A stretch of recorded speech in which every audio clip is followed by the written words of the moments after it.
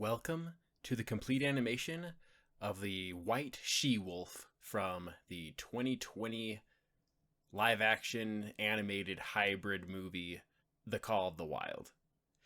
This is a really special movie for me. This is a movie that resonates with me on a personal level, and it's a crying shame that basically nobody else really likes this movie. It bombed at the box office, although I think that a big part of that was COVID. This was the last movie I saw in theaters before COVID lockdowns completely happened. And a lot of people have said a lot of things about this movie. They say that the animals look uncanny. And what I think they mean to say is that the animals don't look like they are real animals. And that was never the point. The entire point of this movie was to have hyper-realistic animals, but not photorealistic animals.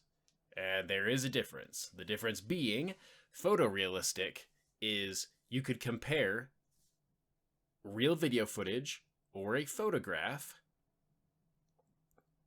with what is shown on screen, and you would not be able to tell a difference.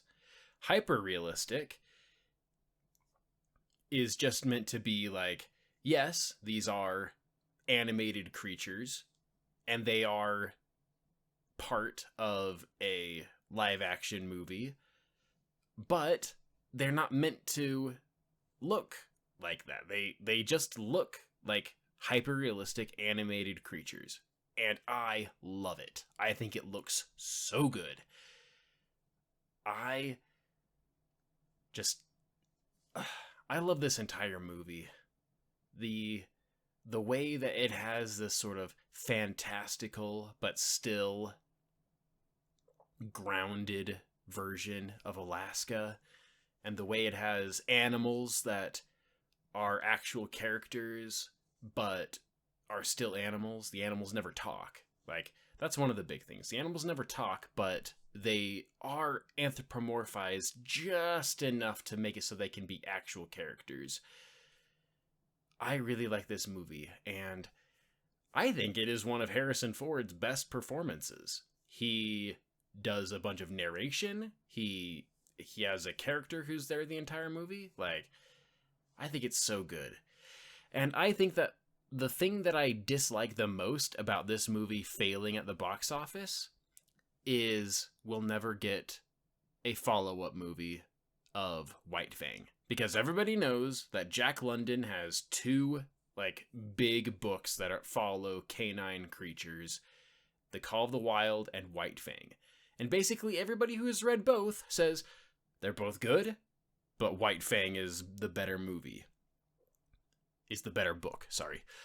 And if this movie had been a resounding success at the box office, if this movie had pulled in $1 billion, you can bet that the team who made this would be great, we're gonna get the go-ahead to do the same thing, but for White Fang, and it would have been a better movie. But this movie bombed at the box office, and so we'll never get it. And that's a crying shame, because I really like this movie. But it seems no one else does, which is, it wouldn't be the first time. Thanks for watching.